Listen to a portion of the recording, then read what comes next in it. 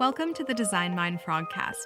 Each episode, we go behind the scenes to meet the people designing what's next in the world of products, services, and experiences, both here at Frog and far, far outside the pond.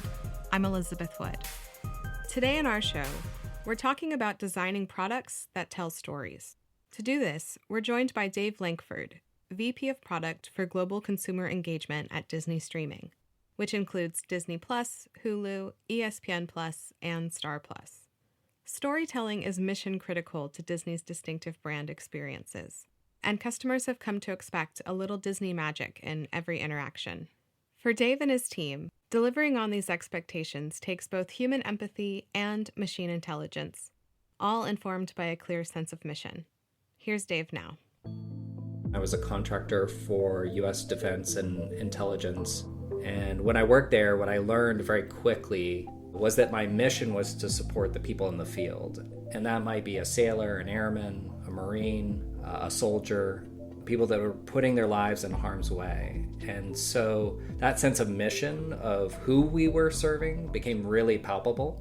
And when you have that sense of mission, it really gives you a sense of humility. It strips your ego when you walk into that role and when you walk into those buildings. And it also teaches you a lot about how you communicate mission. And what I mean by that is really understanding that chain of command and having empathy for everyone in that chain of command. What do the people above you, what is expected of them? Why are they communicating to you? How do you communicate that mission to the people who work for you? How do you share that mission with your peers? I'm Dave Lankford. I'm the VP of Product for Global Consumer Engagement at Disney Streaming. The impact that I hope to have in my current role is to serve the mission of Disney, which is really about storytelling. At the heart of everything we do, at the heart of every product we create or experience we create is a story, and it starts with our storytellers. I really want to contribute to creating that platform for storytellers and connecting those stories with people around the world. That sense of mission, that clarity of mission is something that I reflect on a lot. How do I create that sense of mission for my team?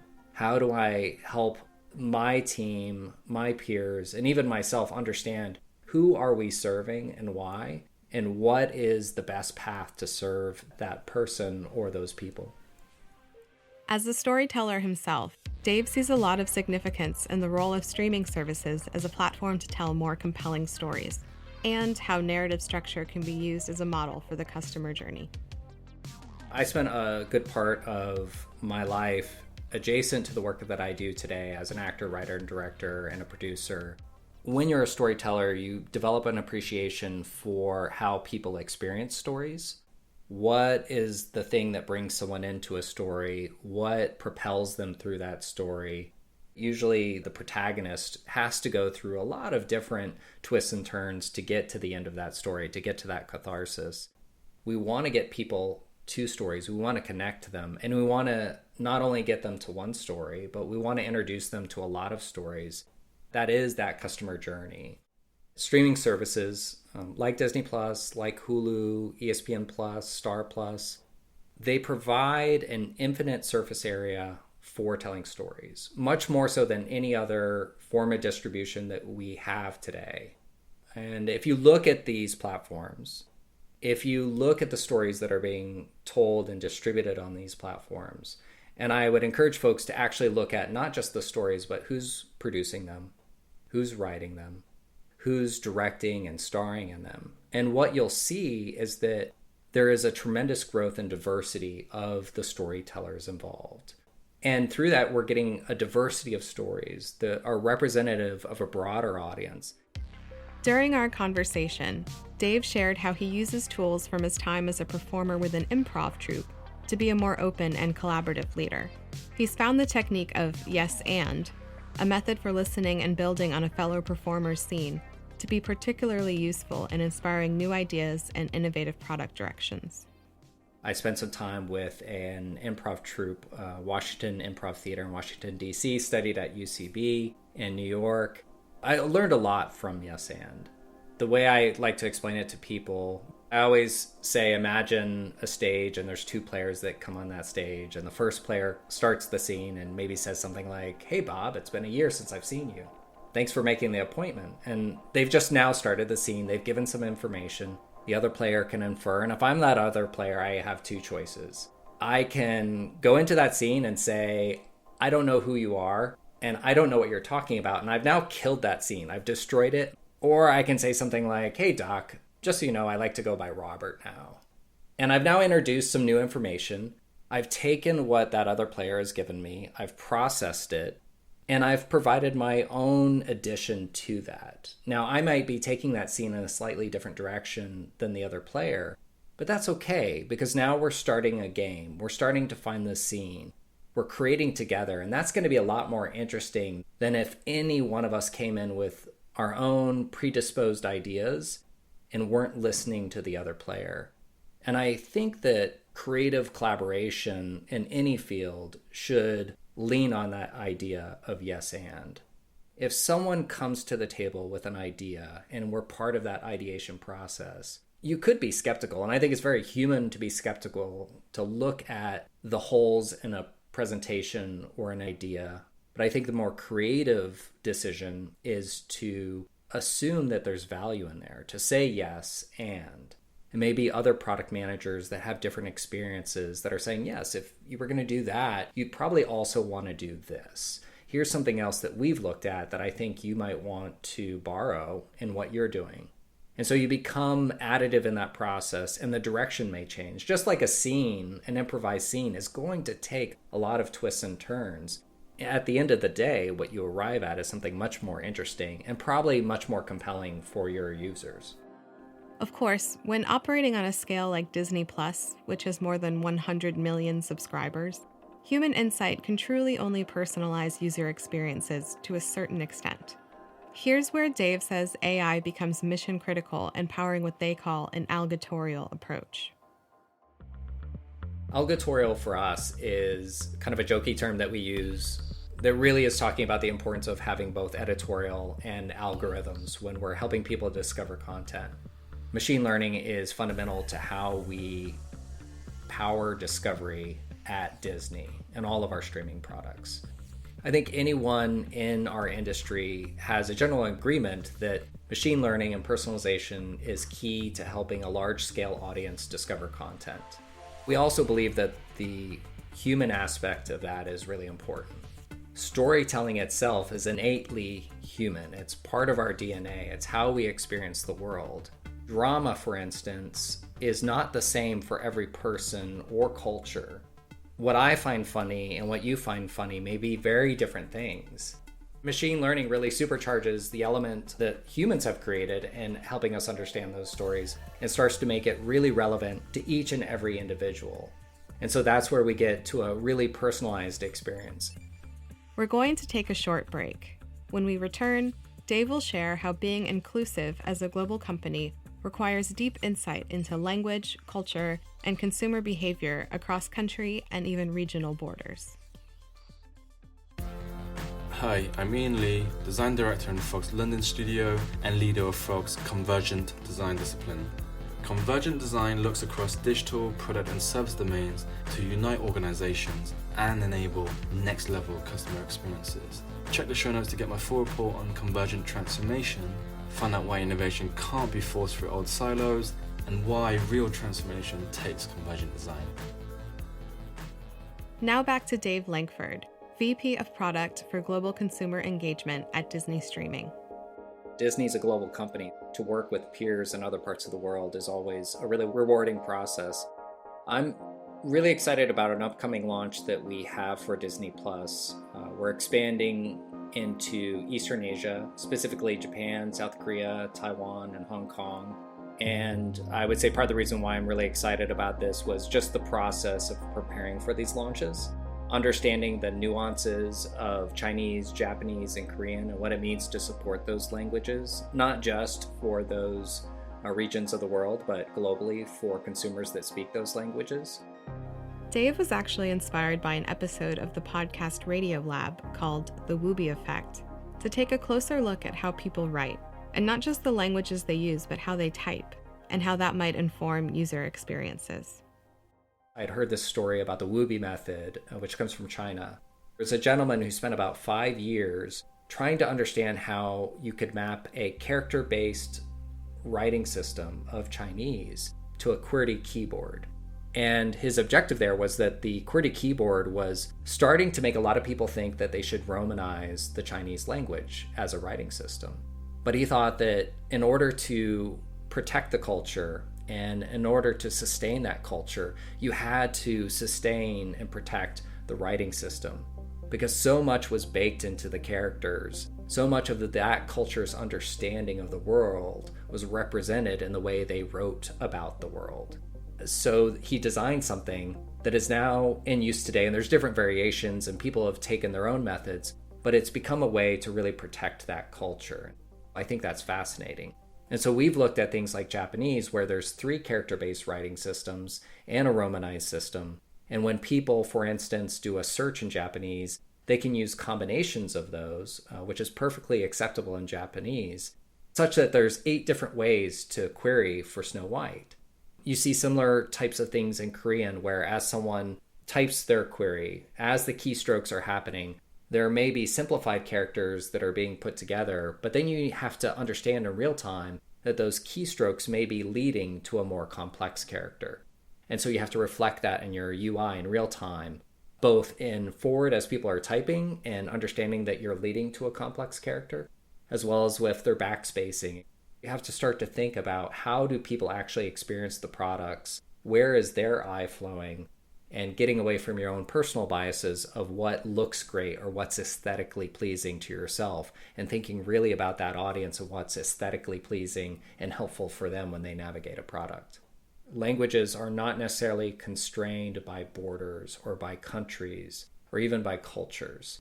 It's important to look at all of our products, and whether or not they're operating in the United States, where the Walt Disney Company is headquartered, or whether they're operating around the world, is to understand that those consumers who have those expectations, who speak those languages, they live in the United States, they live in Europe, they live in Africa, they live in the Middle East, they live in Asia. And so thinking about products like Hulu, like Star Plus, like ESPN Plus, like Disney, and understanding that those consumers exist in all the places those products operate, and making sure that we're inclusive of them, that we're representing them in our art, but also that we're localizing our products to their needs. By this point in our conversation, I had to admit that all these different possible user experiences seem like a lot to keep straight from a design systems perspective, even with a whole team of dedicated language managers. Luckily, Dave and his team have found that exploring the differences between languages, regions, and cultures can also reveal their commonalities. When you're trying to accommodate for so many countries and regions, so many cultures, so many languages, some of those are small or large, and so you evaluate the return on investment. How much resources do we actually have to put forward on this? How can we scale to support all of it?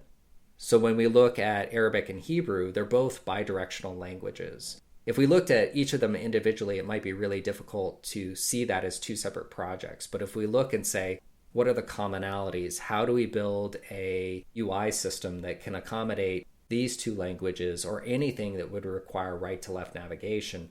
Then we've been able to achieve a lot more. As you dive into, say, character-based languages, there are nuances there. You win a lot of hearts when you can understand those nuances and bring them into the experience for the user. Having empathy, whether it's for a user of a product or for a family member, friend, or a colleague, is really important to Dave. And it's part of why he's so passionate about mental health. It's important that we look at people who are going through this pandemic and saying, what have we taken for granted because we're all going through it? And we're maybe focused on our own mental health, but what's happening to the people around us and the people that are closest to us? I lost my father when I was 16. I was in high school. He suffered from depression, and we ultimately lost him to suicide. And that's such a taboo subject. I think even today, where mental health is a bigger part of our dialogue, even things like suicide cause people to really kind of close up and not know what to say. And the fact that we don't know what to say to someone who is a survivor of something like suicide says a lot about where we are in our acceptance of that as a way in which we lose people today.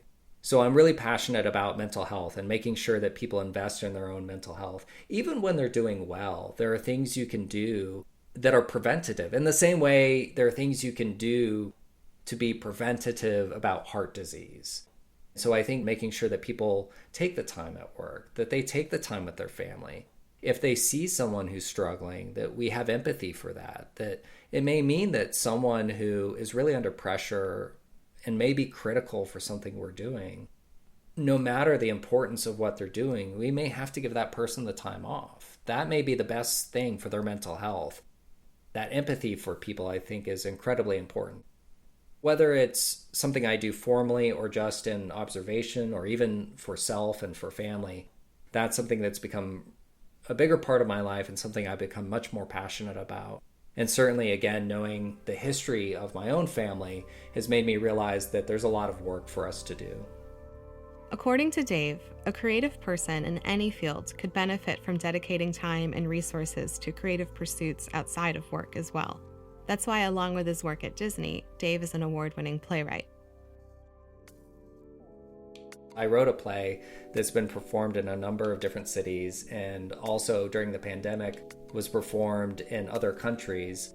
It's this play called Night of the Living that's about a husband and wife that are going through struggles.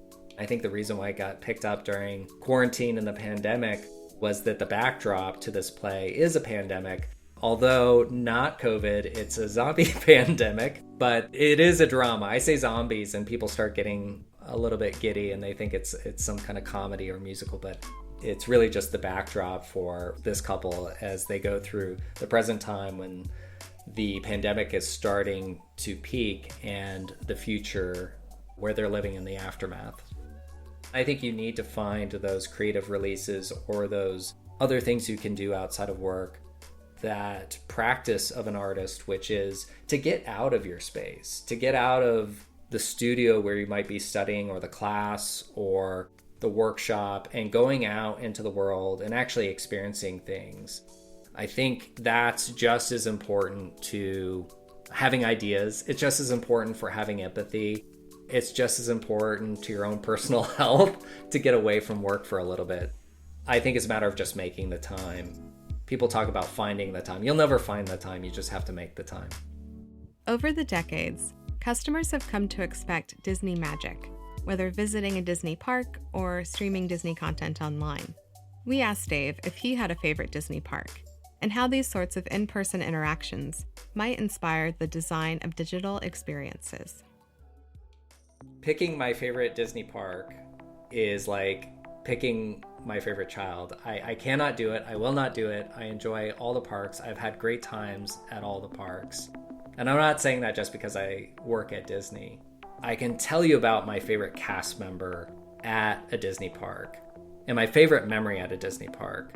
So my family and I, and this was a number of years ago, we've been a couple times since, but we went to Walt Disney World in Florida. We had decided as the last ride of the day to go on Space Mountain. My oldest daughter was really young at the time, just old enough and tall enough to go. We finally got to the front of the line and we were about to get on the ride. My daughter got really scared and said that she didn't want to ride. And as we're walking out, one of the cast members stops me and he recognizes what's happening and he asks me as her parent if he can talk to her. I say yes. And then he asks her, "Can I talk to you?" She gave him permission.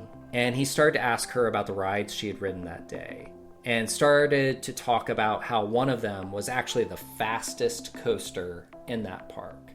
And another one had the biggest drop in the park and compared them to the ride that she was now walking away from Space Mountain. He was helping her see how brave she had been during that day and how much fun she had had because of the choices she had made. Now, if I'm being honest, she did not ride the ride that day. We still got off the ride. But the next day she came to me and she said, "Dad, I want to ride Space Mountain." The next day, we went to Space Mountain and we rode it, and it is still to this day her favorite ride. And I think because it's her favorite ride, it's my favorite ride. But really, when I look back, that cast member, and I wish I knew his name, I wish I had looked him up, I wish I had been able to thank him, because he gave me one of the most memorable and magical moments of all of my visits. And I think about it every time I go back. As an employee of Disney, I often think about how do we take that magic that our cast members are able to create in physical spaces, and how do we transpose that into our digital spaces? How can we create those moments that are really hard to manufacture, that really are about taking moments that could actually be really negative for a person? And how do we shift them and make them magical and make them memorable so that someone walks away really delighted with that experience? When we experience a story, we're experiencing it simultaneously through our own eyes as well as the eyes of a character.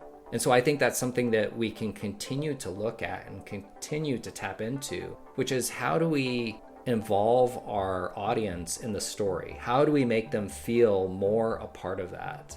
How do we make sure that our stories are so good and that they're so part of that experience that they see themselves in that story?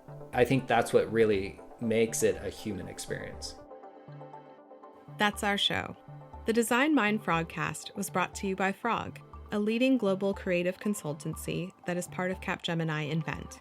Check today's show notes for transcripts and more from our conversation, plus links to reports, case studies, and other info mentioned in this episode. We sincerely want to thank Dave Lankford, VP of Product for Global Consumer Engagement at Disney Streaming, for joining us to talk about the power of storytelling and what it takes to lead inclusive, collaborative teams. We also want to thank you, dear listener. If you like what you heard, tell your friends. Rate and review to help others find us, and be sure to follow us wherever you listen to podcasts. Find lots more to think about from our Global Frog team at frogdesign.com/designmind. Follow Frog on Twitter at @frogdesign and @frog_design on Instagram. And if you have any thoughts about the show, we'd love to hear from you. Reach out at frog.marketing@frogdesign.com. Thanks for listening. Now go make your mark.